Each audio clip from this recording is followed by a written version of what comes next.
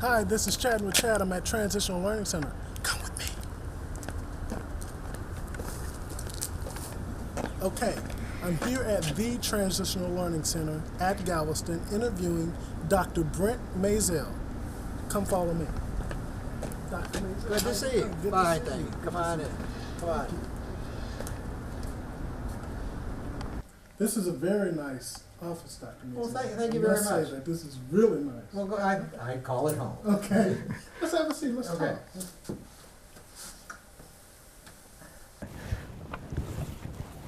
Describe your life as a doctor. What is it like being a doctor? Well, being a doctor is being a doctor 24 hours a day, 7 days a week. In order to be a good physician, it has to be a huge part of your life, and you have to incorporate being a physician into your daily lifestyle. So when you were younger, did you always want to become a doctor? Was that a dream for you to become a doctor? My dad was a general practitioner, and I wanted to be a doctor as far back as I can remember, maybe to when I was 5 years old. As a matter of fact, I had little business cards made up that I hand drew, and I suspect I was about 7 or 8 because I tried writing my signature cursive. So I clearly wanted to be a doctor since I was about 7 or 8 years old. I think, quite frankly, I don't think there was ever a time that I ever wanted to do anything else. Okay. So TLC here, you are the director, the administrator. TLC here is described as one of the best facilities in America. Why is that so? Why is it described as one of the best? It's because it is one of the best, if not the best, program of its type in the country. Mm-hmm. What makes us unique is our mission, and our mission is not just patient care. Mm-hmm. Our mission is also education and research. And we have students and interns and residents from all over North America.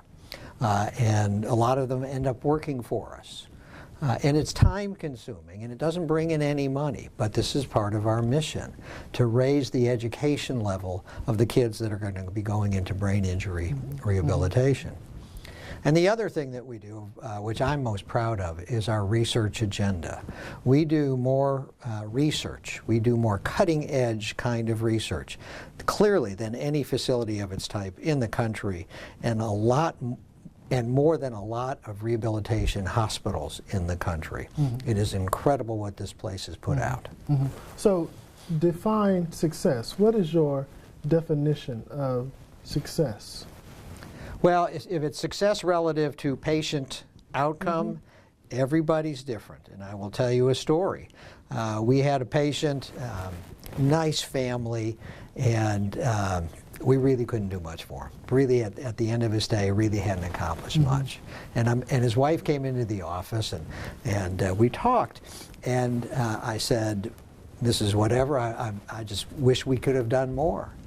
And she said, "Oh, no, you've done a lot." I said, "How can you say that?" She said, "Now he smiles." So everybody's definition of a good outcome is going to be completely different. So what is it that what was the neatest moment, the nicest moment in your life? The most incredible moment in my life, aside from the birth of my children, was when they both graduated from medical school. It validated what I did.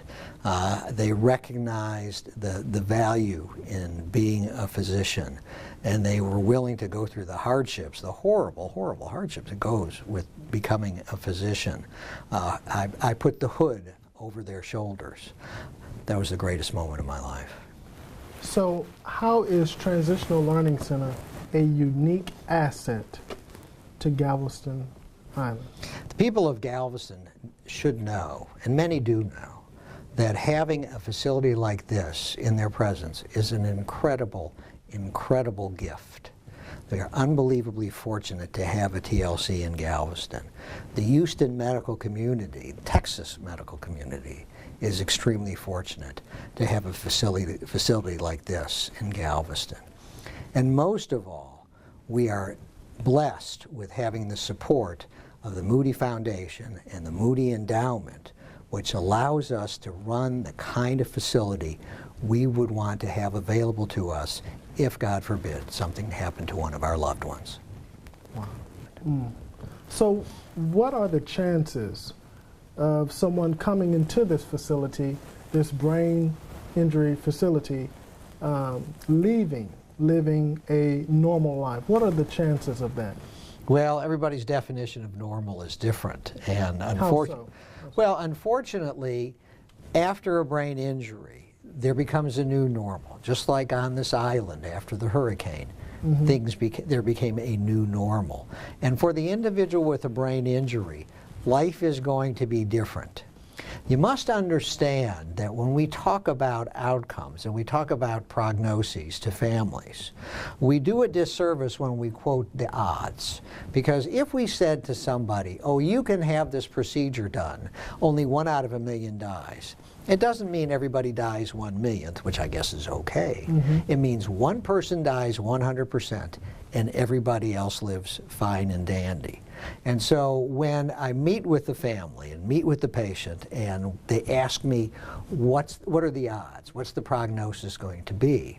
What I say is, here's the way it works. I see this many people with this kind of problem, and the majority do this, and the minority do that. And I can't tell you if you're going to fall into the majority or the minority. And then we also have to factor in the miracle issue.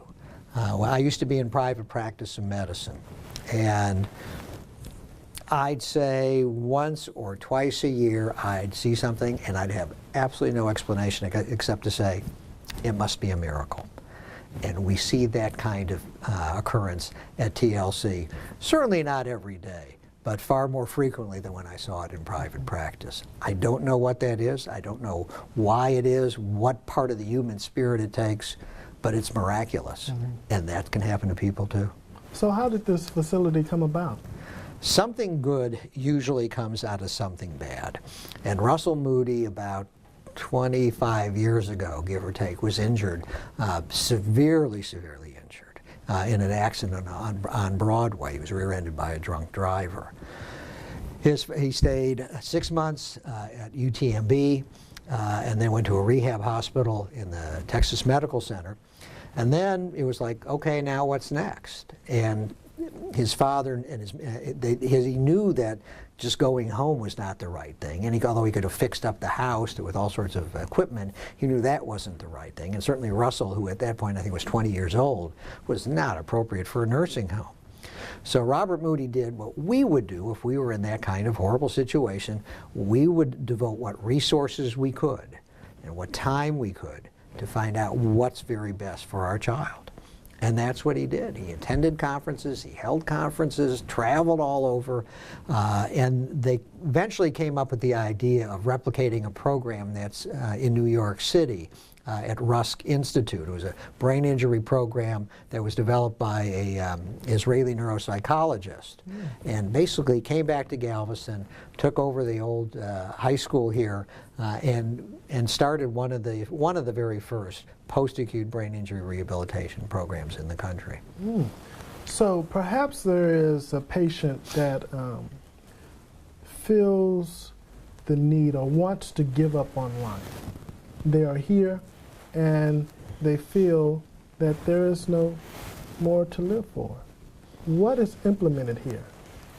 Well, we have great staff to deal with that issue. Fortunately, that kind of thinking is not all that terribly common in the individuals that we treat.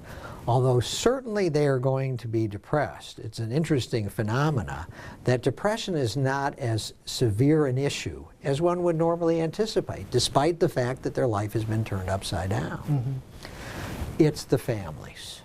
If something happened to one of my kids, there's not enough Prozac in the world that would make a difference. It's the families that have the profound depression, not so much the patients. And so we try to work with the families, and obviously we try to work with the patients in finding the good that comes out of the bad. Wow. You said that doctors work 24 hours. How do you maintain a good mental attitude? It becomes a part of your life. Quite honestly, when I was in private practice, I was the only neurologist in private practice in Galveston. So I was on call 24 hours a day, 7 days a week, and that just sort of becomes your life. You just learn to adjust to it. Takes a while, but after a while, you just learn to adjust to it. Out of the thousands of people that have successfully graduated from this program, it shows that you have good staff. How do you feel about your staff here? I think the quality of our staff exceeds any other facility by leaps and bounds. How so? Well, one of the things that we ensure that we do is every employee is our employee. Some facilities will hire contract workers. So physical therapists may be part of a contract company, works for you for 3 months and then goes somewhere else.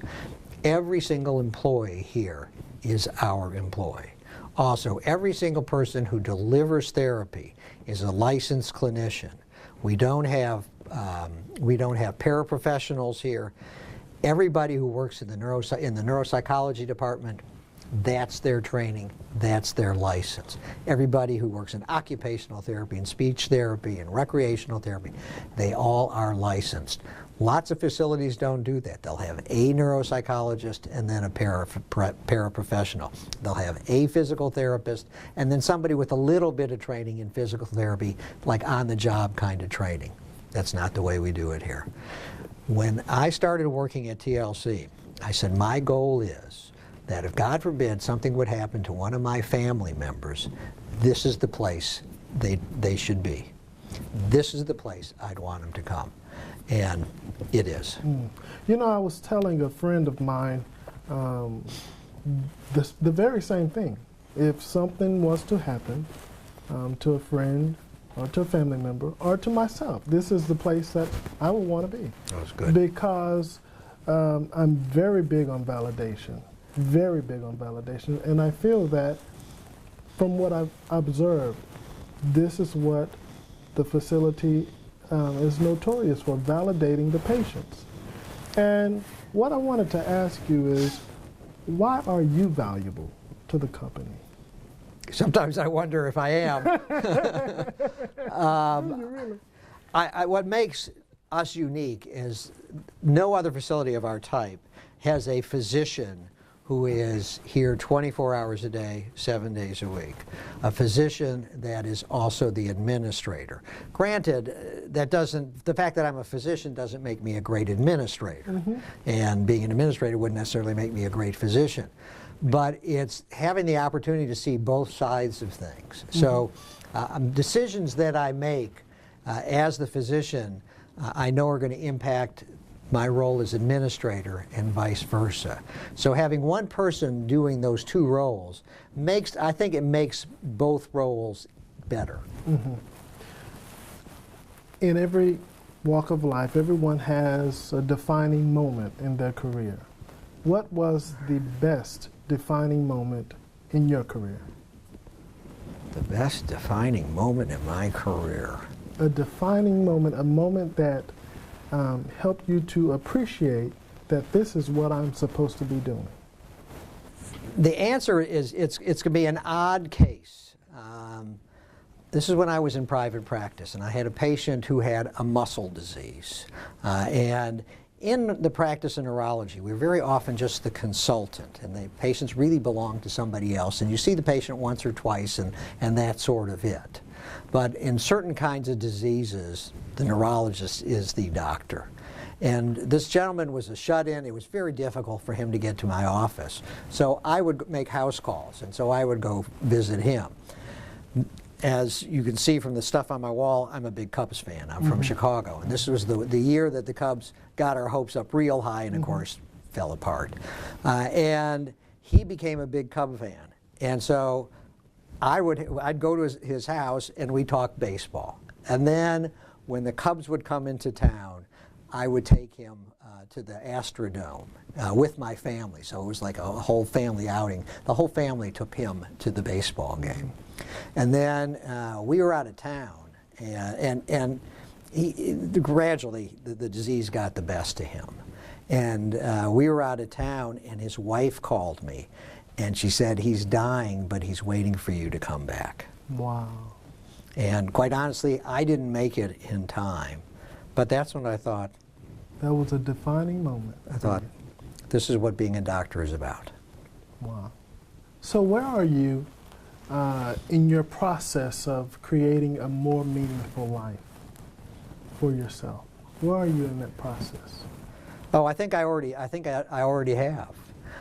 When I talk about what I do, I say, I have the best job in the world. Mm-hmm. There is nothing that I could think of that I would rather do than run TLC and be the doctor here. Mm. Absolutely, positively. I could not think of a single thing. Do you think that you are easy to work with? I'd like to think so. I think the staff could answer that question better than I. I try to be accessible. I know that if I make somebody's job harder, it ultimately is going to impact me. So I look at my job as trying to help the other staff do their job better. It's somewhat selfish, because if they do their job better, it makes me look better. So I try to think that I am. Who are you? Who am I? It's hard to define one's self. You certainly shouldn't define yourself based on your career, although I really think that's what I am. My wife and family complain that seems to be all I talk about is TLC. But, you know, I have a lot of outside interests, and I have a lot of hobbies, and I have a lot of friends, and we have a wonderful community here. You know, every once in a while you look back and say, gee, I woulda, shoulda, coulda, and where could have things been better, and where could my life have been better, and you know, after the hurricane, what in the world did I do settling down on a sandbar in the middle of the water? But on the other hand, you know, if I dropped dead right now, I'd still be very fortunate. If you had the power to change anything in the world, what would it be? If I had the power to change anything in the world that you want to change, now this is anything. If you had the power, what would it be? I would want to see peace in the world. That's what I would do. No more wars, no more hate, no more killing, no more prejudice, that everybody got along. That's what I do. So, wow. That answer really shows your personality. Who do you want to be in the world?